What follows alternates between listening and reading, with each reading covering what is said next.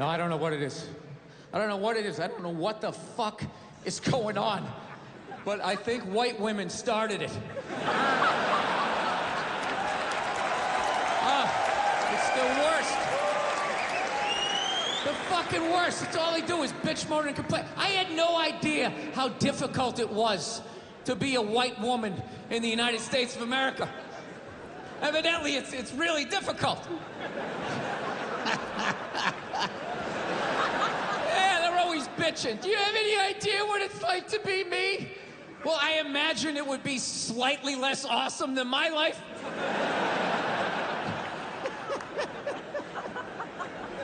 What happened to you today, sweetheart, huh? Did they not chill your rosé?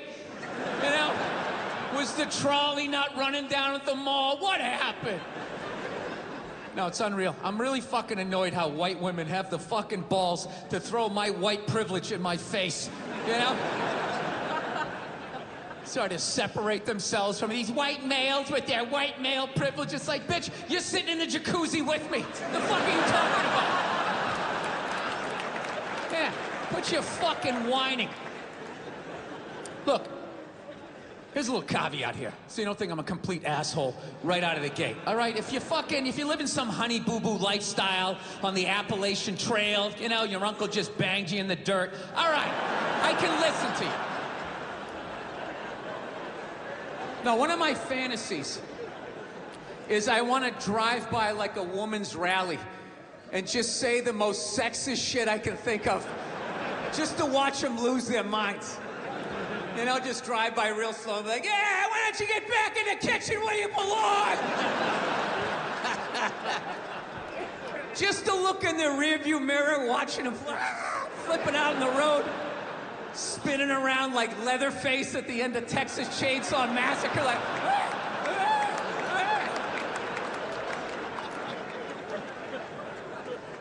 yeah, no, it's a very, I don't know, times are changing, I guess. I'm so scared now, you have the male feminist. Like, where the fuck did that come from? Just out of nowhere, last couple years. I'm a male feminist. I've always championed women. No, you haven't. You haven't. This shit came out and you're fucking scared. You did something. You grabbed some fucking titties. What the fuck did you do that you have to overcorrect that fucking hard? What kind of a man who still has his balls is walking around saying that he's a male feminist? I'm a male feminist. I totally see the way you see the fucking world. It's impossible as a man who was raised right.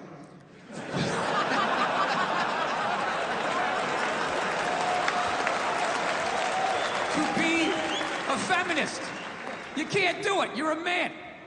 Look, you can agree with it, you can empathize, sympathy, you can do all of that shit, but you can't be it any more than I can stand here and just be like, I'm a Black Panther. Fight the power. And then I walk out the door, a blue-eyed white dude, and I get to live that fucking life, right? I don't know. I don't know, ladies. I don't buy it. Maybe you do, I don't. Anytime I hear a guy say I'm a male feminist, I always just think that is the most pathetic, limp dick way ever to try and get some pussy, right? Like, that is literally the fucking game you had when you were on a first date when you were 16, you were all nervous, and your whole game plan was just agree with her, maybe she'll touch it. So, what are your favorite bands? I like whatever you like. Will you touch it now? Did I do it right?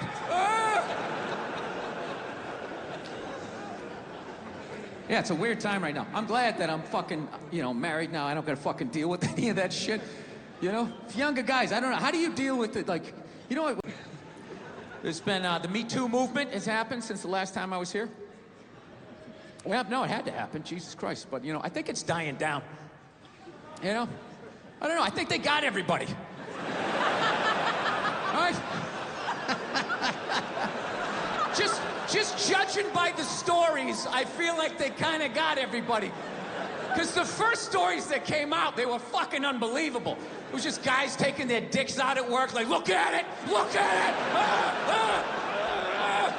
Fucking blocking doors and jizzing on plants. You're fucking at home watching, Jesus Christ, people did this shit? I remember this one poor woman said she was a PA, went into some director's trailer, and he allegedly came running out, masturbating vigorously while holding a shrimp cocktail.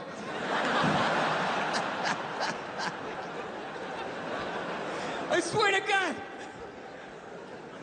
I know that's fucked up, but I gotta tell you something. It's a little bit funny that she felt the need to use the adjective vigorously after she said he was masturbating. He was masturbating vigorously. I'm thinking in my head, like, as opposed to what?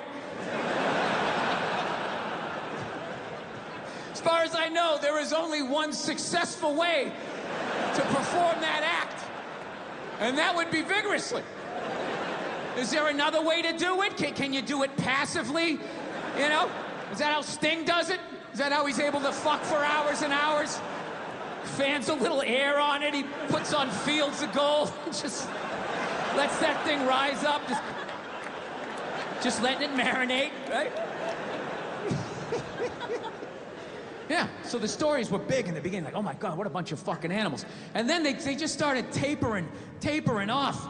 And about, I don't know, 6 months in, they just sounded like bad dates. It was like, he was 10 minutes late, the chicken was cold, I think I was raped, career over. What about my side of the story? Fuck your side of the story. You have a dick and balls. We don't want to hear it. Yeah. It's really weird how the whole thing, it went from like nobody listening, men not listening to women at all, to just this total overcorrection that anything they fucking said means it happens, you know? They got these hashtags like, you know, believe women. Believe women, right? It's a little open-ended, huh?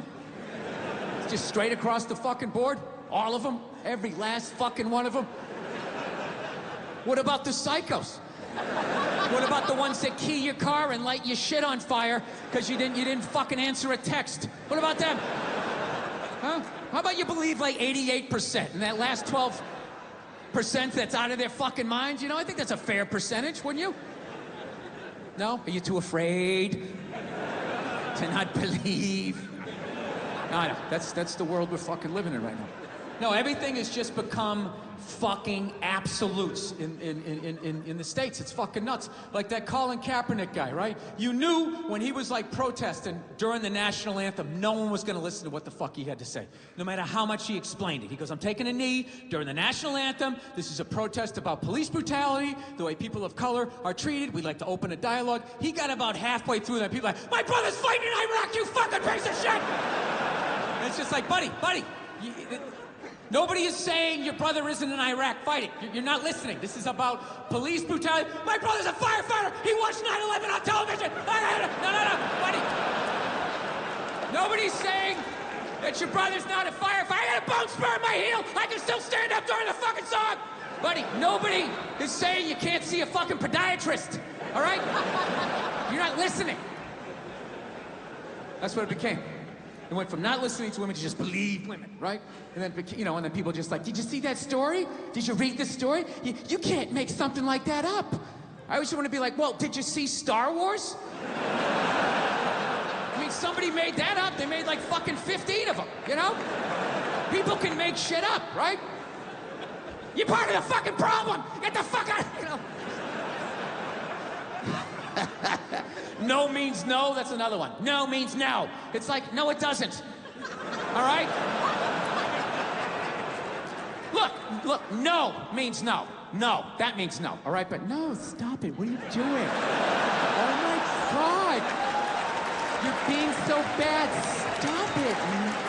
No. Yeah, that's not a fucking no.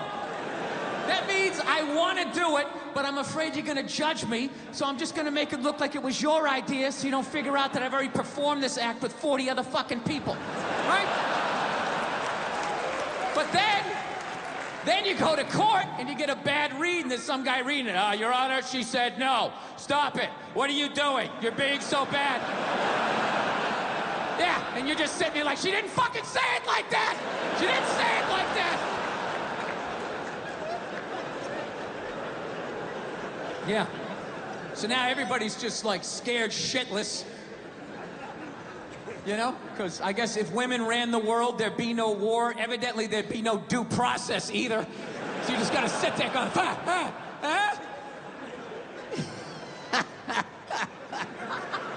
No, it's fucking nuts. People are... Okay, they're always talking about how to make a woman happy, but I don't think they do it enough to help you guys out how to make a man happy, right? The great thing about men is we're fucking simple. We're fucking simple, okay? So here's the thing right here. You want to make a guy happy? If you're with a good guy, okay, that's all you got to do, okay? How about 4 times a year? Once a season. You go out to the kitchen without him saying shit. You go out to the kitchen, you make a sandwich, you get him a beer, you walk out, you give it to him, you don't say a word, and you just fucking leave. That's all you got to do. Every 3 months, you do that, you'll keep him happy. That's all it takes. Now, I know right out of the gate this is coming off sexist, right? It's because I'm saying go out in the kitchen, make your man a sandwich. I'm not saying women belong in the kitchen, barefoot and pregnant, rubbing my balls. I'm not saying that. Okay? I'm just saying women, go in the kitchen. Just go in the kitchen 4 times in a year. Make a sandwich. A toddler could do that. Just put it together. Grab 2 slices of pre-made, pre-sliced bread, 2 handfuls of pre-murdered meat, put a little mustard on it, grab a beer, walk out, just hand it to him, don't say shit, and then fucking leave. And when I say leave, I mean leave. I don't mean walk into another room for like 10 minutes and then stick your head back and just be like, did you like it? Was it good? Great. Because downstairs, we need to, don't yell at me, I just made you a sandwich. I don't mean that. I mean leave. Get in the car and fucking get out of here. Take the kids, drive down the street, go see Lord of the Rings a couple of times, and leave your man in the stunned silence of what you just did. If you ever want to see your guy get emotional, you ever want to see a man get emotional, you make him a fucking sandwich that he didn't ask for. I'm telling you, he's going to have to dry the tears with the bread. He's going to be so shocked, like, you made this for me? And I didn't even ask. Oh my God. I think she still gives a fuck. Yeah. Quick story. Me and my wife bought a house in 2011. And by me and my wife, I mean I paid for it. Right? She hates that joke, but I don't give a shit. It's true. And she's always breaking my balls. Don't put your shoes over here. They belong over there. Yeah, well, I bought over there, and I bought over here, so I'll put my fucking shoes wherever I want to. Oh, shirt's coming off. Where's it going? Right? So we get into the house. She's scoping out the house because she's smart. She's finding the rooms that get sun. She's checking out the closet space. And me, like an idiot, I want to check out the garage. For whatever reason, I'm drawn to this thing. And I go down, I open the door, and the last people hadn't cleaned it out. There was like a busted refrigerator, an old file cabinet, an ab roller, something from a luau. There was like 7 failed businesses in this goddamn thing. And I got to start lugging this shit out in like 90-degree weather as a redhead, hating my life, right? I got 3 hours into this job. My forearms were cut. I had dirt, sweat, cobwebs all over me. I wanted to burn down this fucking house. I was ready to leave, but out of nowhere, my wife showed up. Big smile on her face, and she'd made me a sandwich. Cut it in half diagonally, which is love, right? They don't cut it in half. They might as well frisbee it at you. Like, here you go, you fucking piece of shit. Hose yourself off. You should live out here. You should live out here, right? Cut it in half diagonally, poured Fritos in the middle, and gave me an ice-cold beer. She did that 5 years ago. Do you know to this day, every once in a while, I still think about that sandwich. It's unbelievable. It just pops in my head like this fond memory. I'll just be myself talking in the car. Remember that time she made me a sandwich? That was unbelievable. She cut it in half, Fritos with an ice-cold beer. I felt like a king. That's all it takes. You know what it felt like in that moment? You remember that movie, Shawshank Redemption? You know that scene where the prisoners are drinking the beer on the rooftop with the sun in their face? That's what it felt like. The only thing missing was Morgan Freeman's voice narrating over the top. And for 20 minutes, Bill Burr